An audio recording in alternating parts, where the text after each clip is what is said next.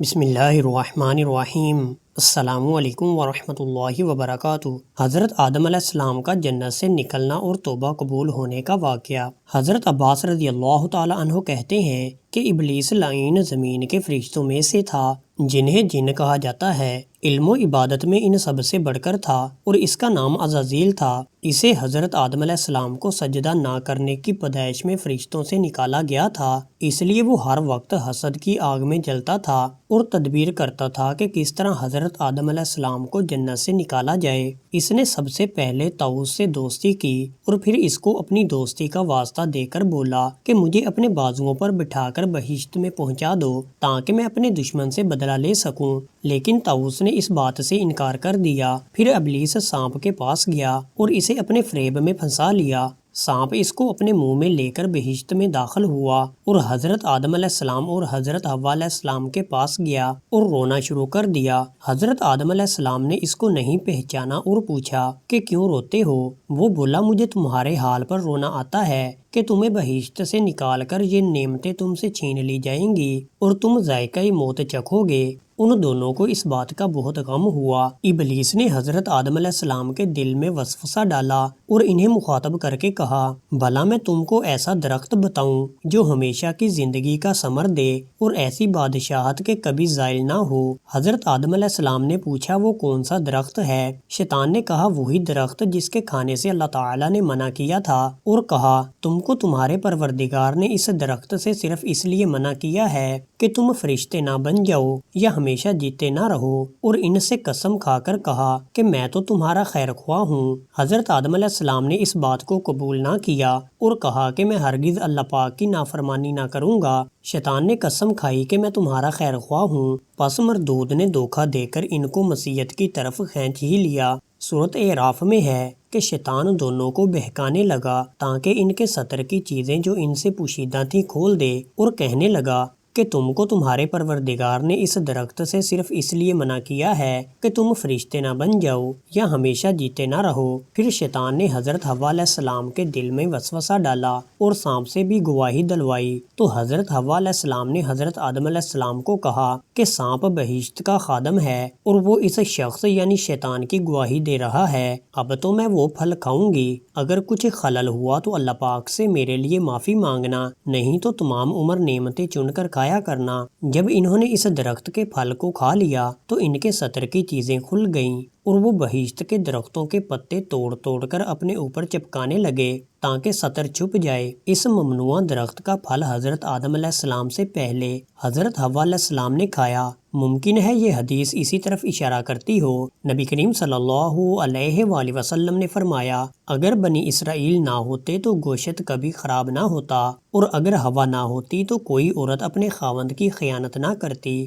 اس نافرمانی کی سزا میں انہیں جنت سے نکال دیا گیا۔ سورہ اعراف کی آیت نمبر 24 میں بیان ہے تم سب بہشت سے اتر جاؤ، اب سے تم ایک دوسرے کے دشمن ہو اور تمہارے لیے ایک خاص وقت تک زمین پر ٹھکانہ اور زندگی کا سامان کر دیا گیا ہے۔ حضرت آدم علیہ السلام نے کہاں بوباش اختیار کی، اس بارے میں مختلف روایات ہیں۔ حضرت ابن عباس رضی اللہ تعالی عنہ سے مروی ہے کہ حضرت آدم علیہ السلام کو مکہ مکرمہ اور طائف کے درمیان واہنہ نامی مقام پر اتارا گیا۔ حضرت حسن بصری رحمۃ اللہ تعالی علیہ فرماتے ہیں حضرت آدم علیہ السلام کو ہند میں اور حضرت حوا علیہ السلام کو جدہ میں، ابلیس کو بصرہ کے قریب اور سانپ کو اصفہان میں اتارا گیا۔ ایک اور روایت کے مطابق حضرت آدم علیہ السلام کو صفا اور حوا علیہ السلام کو مروہ پہاڑی پر اتارا گیا، اس لیے کسی ایک مقام کے بارے میں وثوق سے نہیں کہا جا سکتا۔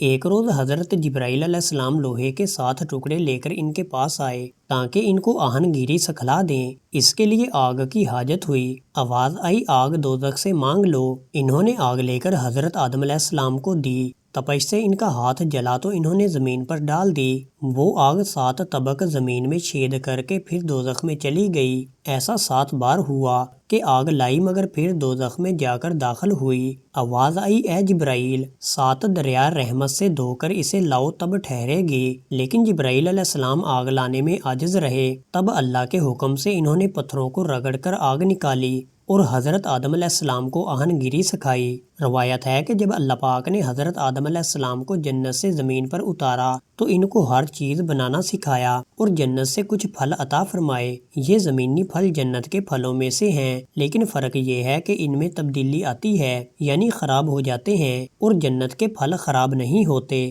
اور پھر انہیں کھیتی کے لیے تمام آلات درست کر کے دیے۔ حضرت جبرائیل علیہ السلام نے ان کو ایک جوڑا بیل کا بہشت سے لا کر دیا اور کہا کہ اپنے ہاتھ سے اپنی غذا حاصل کر۔ پھر انہیں بہشت سے گندم کا دانہ لا دیا۔ حضرت آدم علیہ السلام نے فرمایا میں اس کا کیا کروں؟ جبرائیل علیہ السلام نے فرمایا اسے زمین میں بو دے۔ پس حضرت آدم علیہ السلام نے وہ دانہ زمین پر چھڑک دیا اور ہل جوتا۔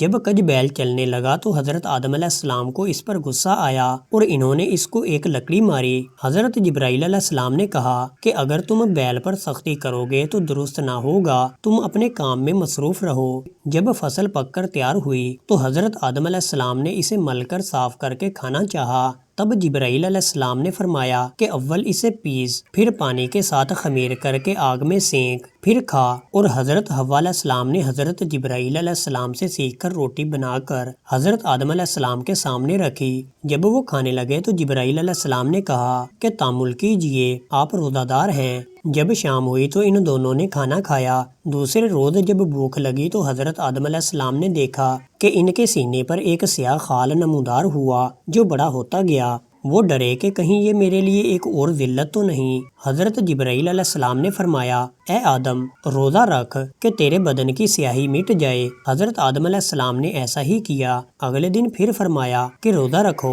تاکہ اللہ پاک تم کو شفائے کاملہ بخشے۔ ان روزوں کا نام ایام بیض ہے اور یہ حضرت آدم علیہ السلام پر ہر مہینے کی 13ویں، 14ویں اور 15ویں کو فرض کیے تھے، اور اس زمانے سے لے کر حضرت موسیٰ علیہ السلام کے زمانے تک اس پر عمل تھا۔ غرض اس ساری محنت و مشقت کے بعد ان کو کھانا ملا۔ اللہ تعالیٰ نے جب ان کو جنت اور راحت و سکون والی جگہ سے نکال کر مشقت اور محنت والی زندگی مہیا کی تو انہیں اپنی غلطی کا احساس ہوا اور وہ اللہ پاک کی طرف متوجہ ہوئے۔ اس کا ذکر قرآن پاک کی سورۃ اعراف کی آیت 23 میں کیا گیا ہے۔ دونوں عرض کرنے لگے کہ پروردگار ہم نے اپنی جانوں پر ظلم کیا، اور اگر تو ہمیں نہیں بخشے گا اور ہم پر رحم نہیں کرے گا تو ہم تباہ ہو جائیں گے۔ ان الفاظ میں اپنی غلطی کا اعتراف ہے، اللہ پاک کی طرف سے توجہ ہے، اس کے سامنے عجز و نیاز اور تذلل کا اظہار ہے، اور اس مشکل گھڑی میں اللہ پاک کی طرف محتاجی کا اقرار ہے۔ حضرت آدم علیہ السلام کی اولاد میں سے جس شخص کو یہ راز سمجھ آ گیا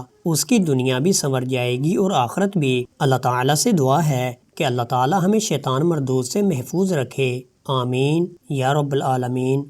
اگر آج کی ویڈیو آپ کو اچھی لگی تو ویڈیو کو لائک، شیئر اور کمنٹ میں اپنی رائے کا اظہار ضرور کریں، اور چینل کو سبسکرائب کر دیں۔ جزاک اللہ۔